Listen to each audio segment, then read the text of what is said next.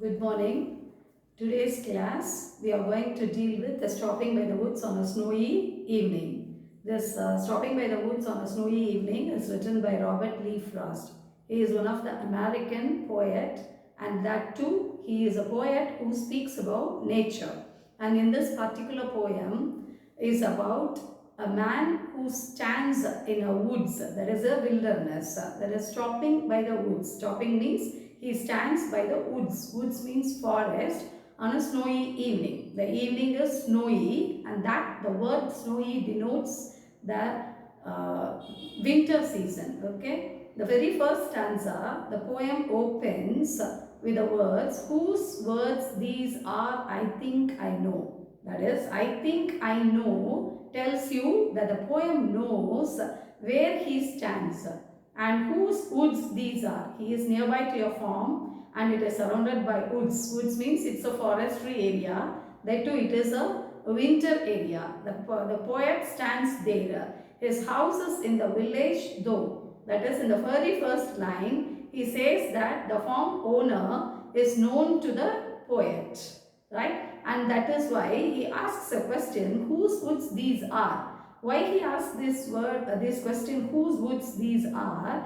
Because the poet is admiring the beauty of the woods. That is, the beauty of the woods is in the winter season, that farm looks so beautiful, and he is awestruck, and that is why he stands there. And his house, the farm owner's house, his house here refers to the farm owner's house, is nearby to the village. That is, a village is next to the farm, and so the owner knows about the farm, and so he is there residing in the village. He will not see me stopping here. The owner of the farm doesn't know that the poet is standing nearby to his farm, and he is admiring the beauty of the woods and the farm. To watch his woods fill with snow. The whole farm, that is, the farm is nothing but an orchard. It may be an orchard. It may be orchard in the sense it is known as, in Tamil we call that as Palathotam. And so in the evening time, that orchard looks very beautiful, and so the poet admires that. My little horse must think it pure. And the poet is riding on a horse, and the horse all on a sudden, the poet is standing there, and the horse thinks, why this man all on a sudden, leaving aside the riding, why he stands there. And so he uses this literary device to make the horse think like that of a man. And the literary device used here is personification. The horse is made to think like that of a man. That is why he has penned this line, my little horse must think it is cure.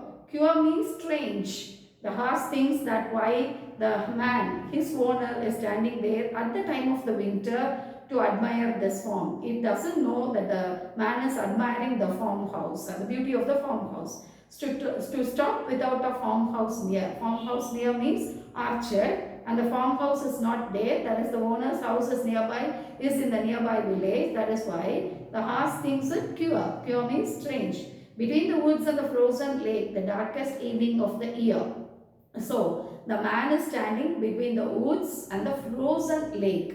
All these words from the first stanza, that is woods, snow, then farmhouse near, woods, frozen lake, darkest evening of the year. All these tells you that the the season is winter season. It is and it is a frozen lake. The lake is nearby and it is also frozen. Frozen means there is no water flowing in the lake. And he gives his honest bells a shake. Here he refers to the horse.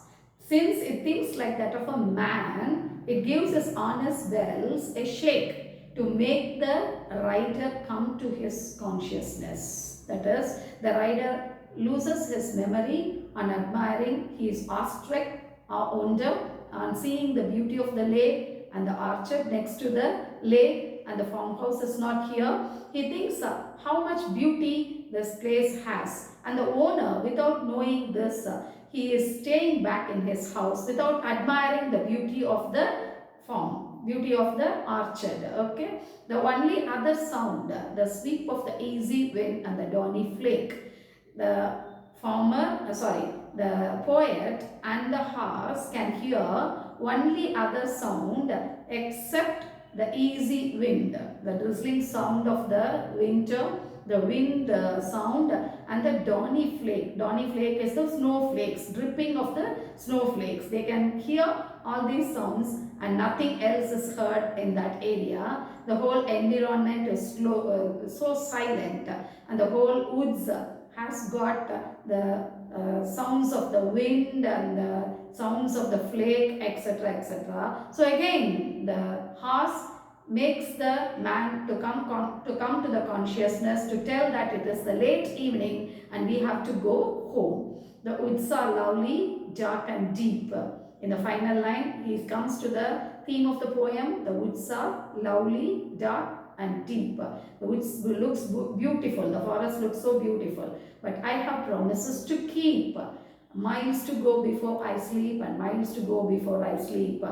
See, I can stand here. The poet thinks that he can stand here for hours and hours admiring the beauty of the woods. But he cannot do that because miles to go before I sleep. Since it is the evening time, the poet has to go and take rest.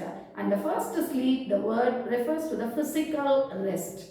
And miles to go before I sleep is the second sleep. He uses sleep for 2 times in the poem. That is the second sleep.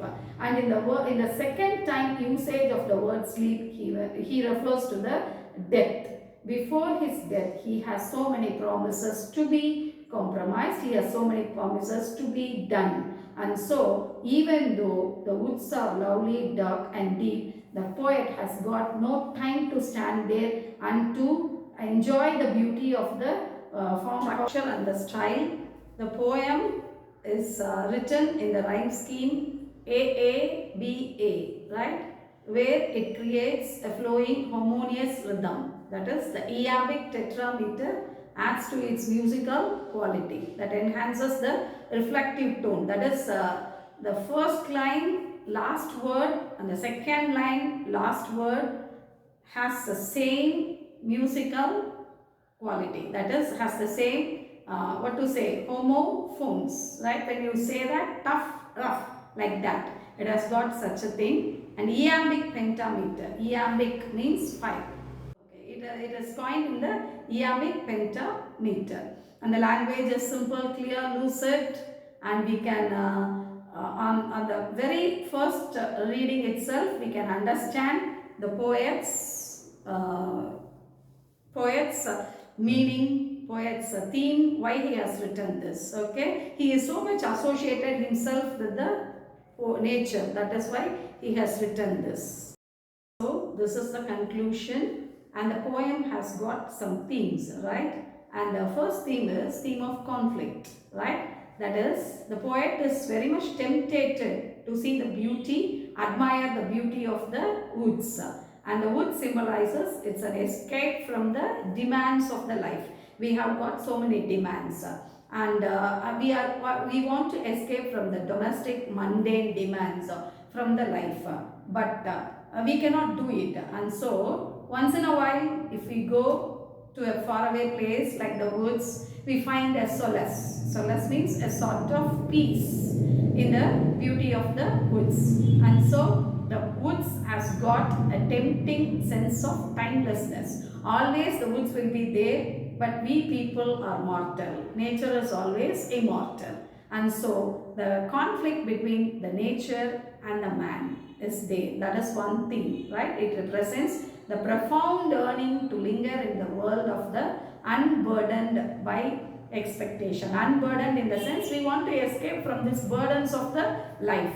And so the nature is going to give you a sort of platform to escape yourself from the burdened life. That is one thing. Then the weight of duty. Duty in the sense we have got so many duties. We want to perform a duty of a daughter, mother, student, teacher. For example, yourself has got duties of sister, brother, friend, everything. Okay, so we want to escape from all those things, and that is why this evening gives you a sort of escape. And miles to go before I sleep, and miles to go before I sleep. I told you the first sleep refers to the rest, physical rest we want to take, and the second sleep is the death. So before death we have to perform all the duties assigned to us on this earth. Okay, that is it talks to you about the responsibilities and